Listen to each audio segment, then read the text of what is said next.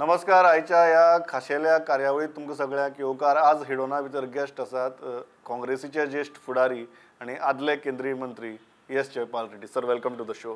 We are in Goa, so I'll start with Goa. You have been here for 48 hours now. What has been your impression of Goa and the government of Goa?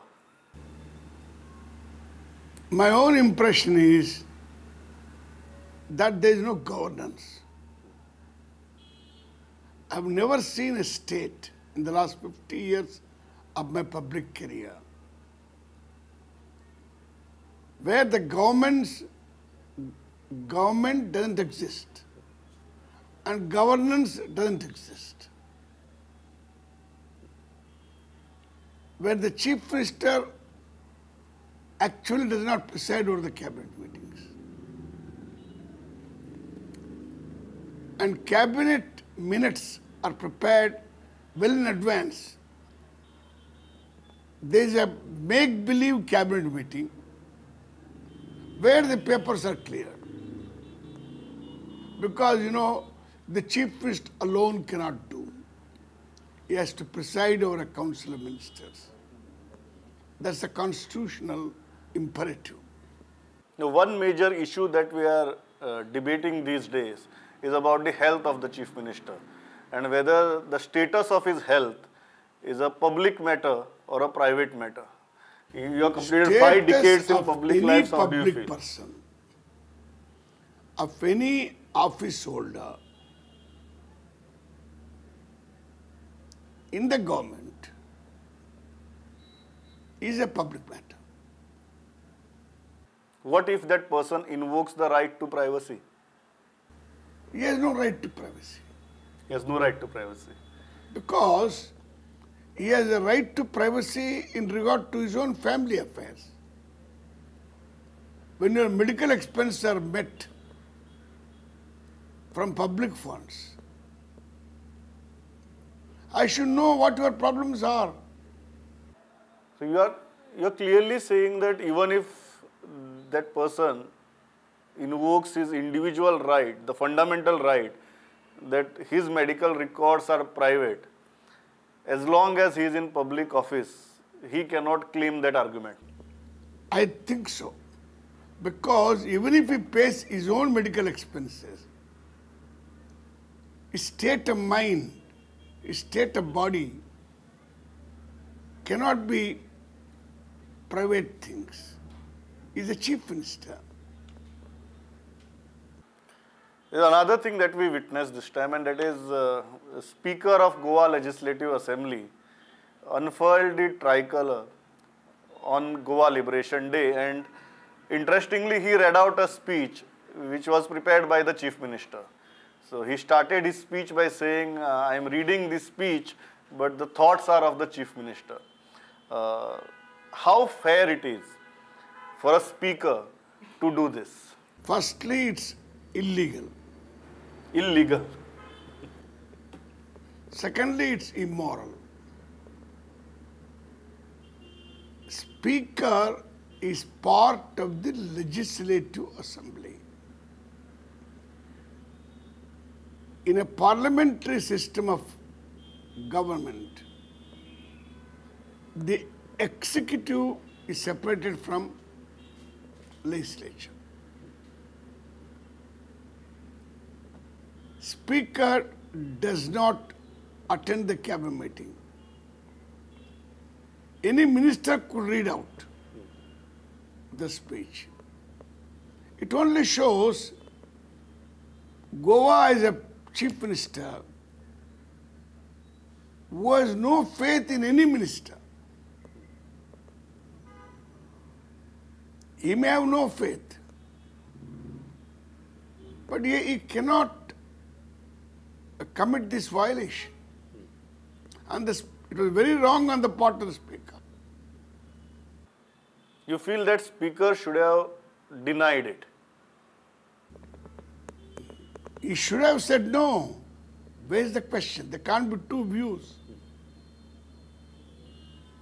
There can't be two views. Speaker is a quasi-judicial officer. There are many matters that he deliberates on in his capacity as speaker, which have nothing to do with the government. Speaker can take a view against the government in the House, not outside. Yeah. So how can the speaker deputize for the chief minister? It is ridiculous and outrageous. Another matter of debate that we are having, and then we would move to the national scene, is whether the chief minister should have handed over charge or at least appointed somebody to preside over the cabinet when he was not in the country, he was out for a treatment, and he preferred to give charge, sort of charge, to his principal secretary. How fair it is, how right it is. It is illegal. No, the question of fairness is beside the point. It is downrightly illegal. The charge can be given only to another minister or to a group of ministers. Second aspect is about the results of the 5 states. How do you interpret those results, and what bearing it would have on the Lok Sabha election? I think the results of 3 North Indian states have a direct and immediate bearing on the Lok Sabha election to be held in April, May. They are all North Indian states. They are all the states which were won by BJP at the last poll. The trend will not change in 4 months. Don't you think it's a worrying factor that in spite of ruling these states for so many years, Congress would have expected a far bigger anti-incumbency vote than what eventually turned out to be? The contest was too close. The contest was too close. BJP is able to mobilize huge money for elections. Amit Shah is the biggest cashier of BJP. He is not the president. That's the problem. And cash doesn't matter in elections. Anybody who looks at the electioneering process understands this. You are saying the use of cash was to such an extent that it could tide over anti-incumbency to a considerable level. Yeah, I mean it. Then what is a guarantee that these results will have similar kind of a bearing on Lok Sabha election? Our party is in power. That neutralizes the factor. That neutralizes impact of their cash. Another major factor is the organizational strength of the BJP. The way they mobilize, may it be karyakartas or the funds, and they use it in the election.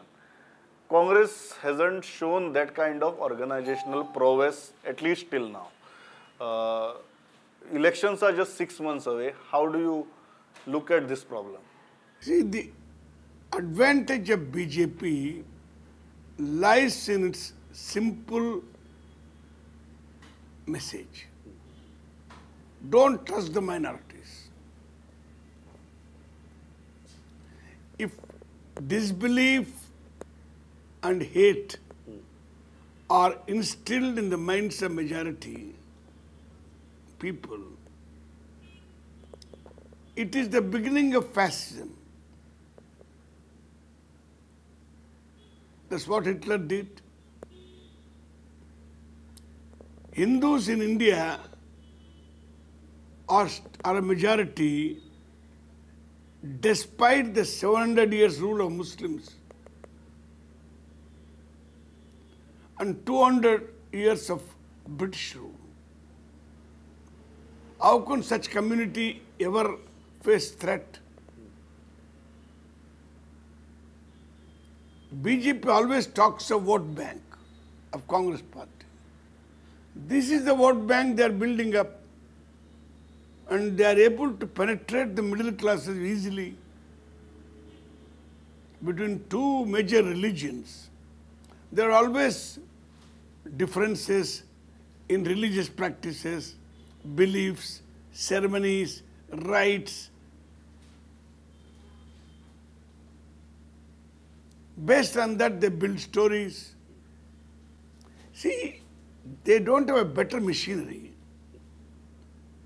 They have a very simple message of fear and hate to transmit. There's a follow-up I'd like to ask you then. In this election, one of the primary tactics used by the Congress party was Congress president himself visiting the temples, Congress manifesto promising goshalas. Don't you think, in a way, it might be a strategic necessity of an election, but it dilutes the liberal secular thought of the Congress? How? While I am personally a strong secularist, I must say for my party, Goshala is built because there is a directive in the Constitution for protecting cow. Secondly, secularism does not mean irreligion, lack of faith. And every Congress that I know practices Hindu religion scrupulously at home. It has been the case for 70 years. Even when Pandit Nehru was Prime Minister of India,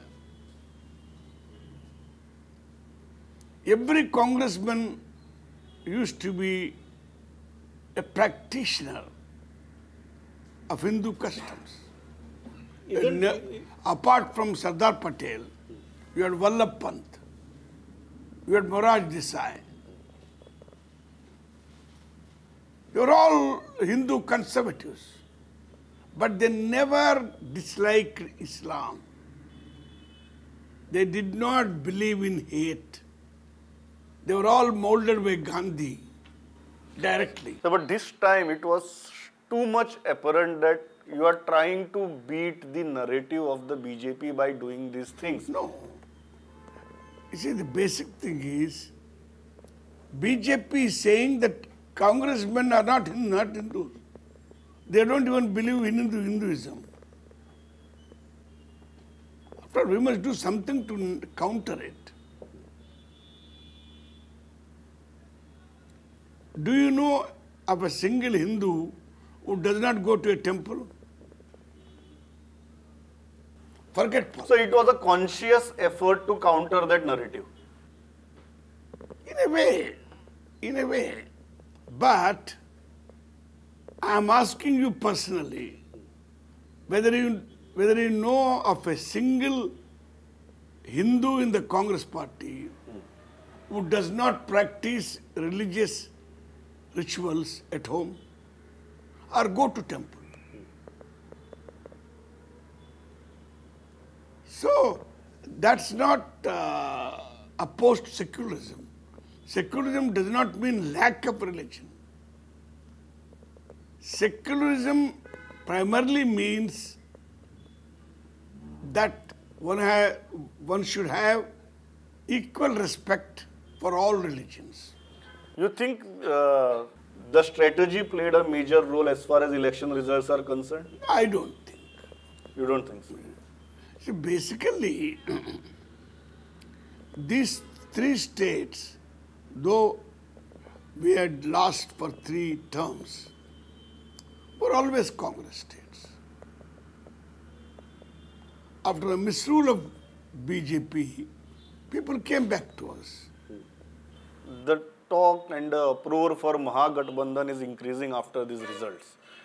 Do you think it can be a viable option, or can it work? So many people, so many leaders coming together, having so many differences of opinions on so many matters, just with a singular agenda to defeat the BJP. Can it work beyond that? First of all, when Vajpayee was Prime Minister, they had as many coalition partners. It's not a new thing. Will it be easy to run a government with such disparate Vajpayee ran voices? it for 6 years. Even Mr. Modi is leading a coalition, though BJP has numerical majority in the Lok Sabha. So, the number of allies does not come in the way. Number two, people who are joining us are ideological opposed to BJP. Mamata Banerjee is an intensely religious person. But she is opposed to communalism.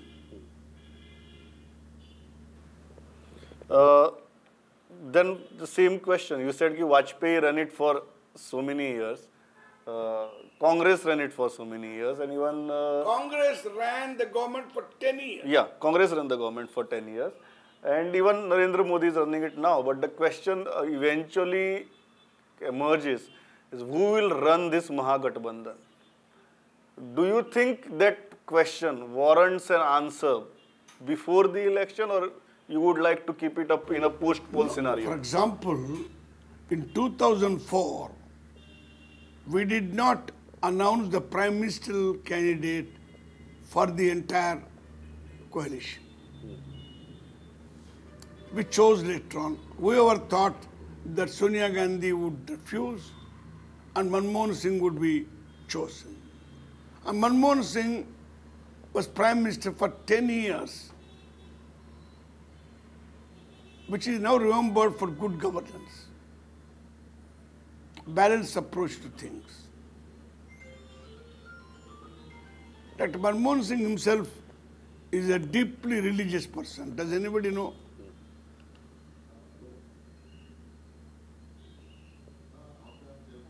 Just because he went to Cambridge and obtained his PhD, he did not cease to believe in God or religion. So you would like to keep the question of prime ministerial candidate of the Mahagathbandhan in a post-poll scenario.